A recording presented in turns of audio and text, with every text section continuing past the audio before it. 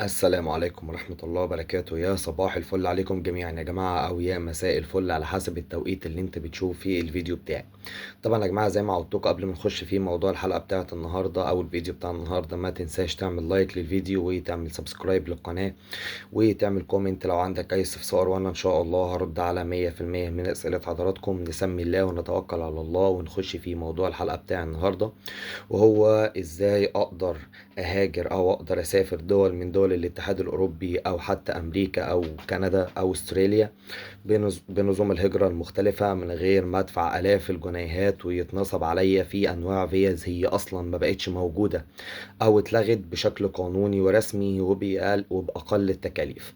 طيب يا جماعة خلينا متفقين ان نظم الهجرة لدول الاتحاد الاوروبي او حتى كندا او امريكا هي كده كده معروفة. بس النهارده انا هقول لكم، لان للاسف والله يا جماعه لغايه النهارده بيجي لي اسئله في الكومنتات او حتى على الماسنجر عندي الشخصي، وناس بتشتكي من النصب وناس بتشتكي وناس بتيجي تقول لي انا عن انواع فيز والله العظيم ثلاثه يا جماعه لا يعلمها الا الله سبحانه وتعالى. يعني انا اول مره اسمع عنها، وانواع فيز غريبه الشكل لدول اغرب. فانا النهارده احصر لك ايه هي اسهل وانه او ايه هي اسهل واضمن انواع التأشيرات الخاصة بالهجرة لكل بلد، وانت بقى ايه، انت وقرارك. رقم واحد، انا الحمد لله بفضل الله اعوذ بالله من كلمة انا كنت من اوائل الناس اللي طلعت على قنوات اليوتيوب وقلت للناس ان جميع انواع فيز الهجرة، ثانية واحدة بس كده، ان فيزة البحث عن عمل، انا اسف يا جماعة، اتلغت خلاص. والحمد لله من تاني يوم بدأت الناس تتكلم وبدأت الناس تيجي تقول ده فعلا اتلغت، ده فعلا. بس انا لقيت بوست كده على الفيسبوك ناس جاية بتقول ان هي ما اتلغتش، ان نوع الفيزا ما اتلغتش ولا حاجة، بس هي اتغير اسمها. لا، نوع فيزا البحث عن عمل اتغيرت، تمام، والمتطلبات بتاعتها اختلفت وكل حاجة منها اختلفت تماما. ما تمشوش ورا المكاتب النصابة اللي لغاية دلوقتي عايزين ياخدوا فلوس من الناس عن نوع فيزا لسه المتطلبات والشروط بتاعتها ما نزلتش اصلا على موقع الهجرة.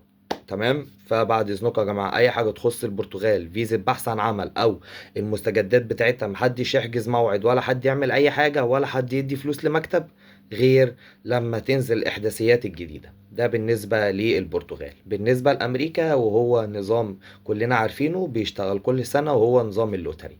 المفروض السنه دي كان يشتغل في شهر 10.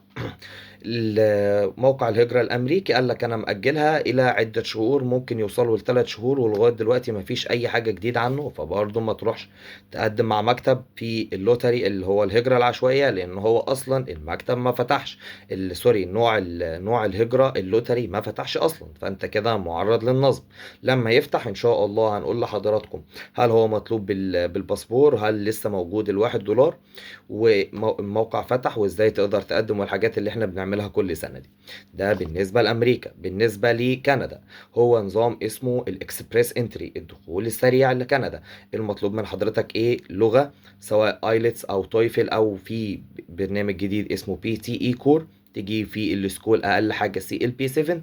وده بالنسبه للغه. سنك كل ما يكون صغير كل ما هتاخد درجات اعلى، الخبره بتاعتك ومعادله الشهادات بتاعتك الجامعيه في دبليو اي اس.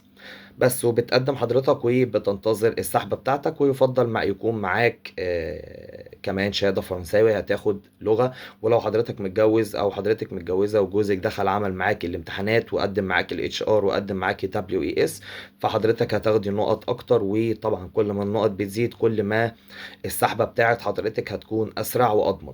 ده بالنسبة لكندا. يبقى كده امريكا وكندا. طيب نخش على دول الاتحاد الاوروبي. طبعا اتكلمنا في فيزا البحث عن عمل في البرتغال اتلغت، بس هي لسه شغالة في السويد، لسه شغالة في هولندا، لسه شغالة في ألمانيا.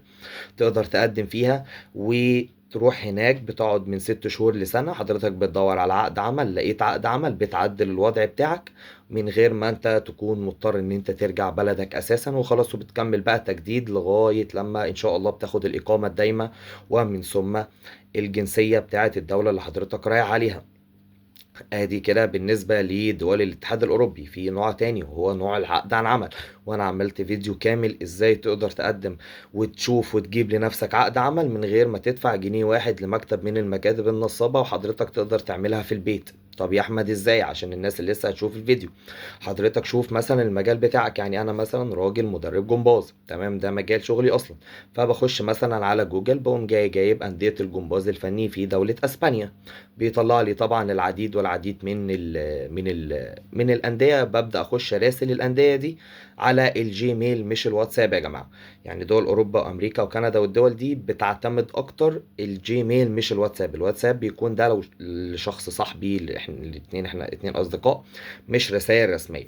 قيس بقى على الموضوع ده كل حاجة. انت حضرتك سواق بقى، مهندس، دكتور، طبيب، مزارع، اي حاجة بتشتغل في مجالات السياحة، بتحضر حضرتك سي في محترم بشكل محترم، وبتعمل حاجة اسمها كفر ليتر، تبدأ تقدم للشركات، للمصانع، للأندية، وات ايفر بقى انت المجال التخصص بتاعك ايه.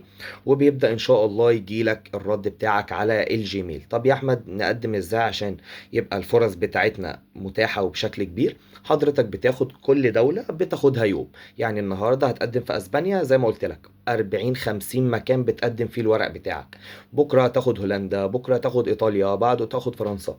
ما تجيش تقول لي يعني الناس دي كلها هتسيب الدنيا ويبعتوا لك او يبعتوا عقد عمل. اقول لك الناس دي كلها عادي، لو انت ليك نصيب في شيء ربنا هيديهولك. اسعى يا عبد وانا اسعى معاك، ده ربنا اللي قال كده.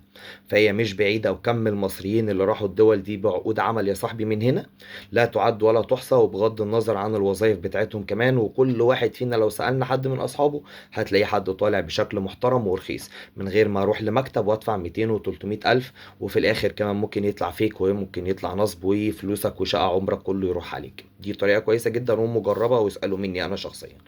دي أنواع الهجرة الآمنة ليك والأرخص، وأنت كده ما بتعرضش نفسك للنصب. لو حد عنده اي سؤال يا جماعه يسيبه لي في الكومنتات بخصوص الحلقه بتاعت النهارده. وما تنساش تعمل لايك للفيديو وتعمل سبسكرايب للقناه، وان شاء الله اشوفكم في الفيديو بتاع بكره. والسلام عليكم ورحمه الله وبركاته.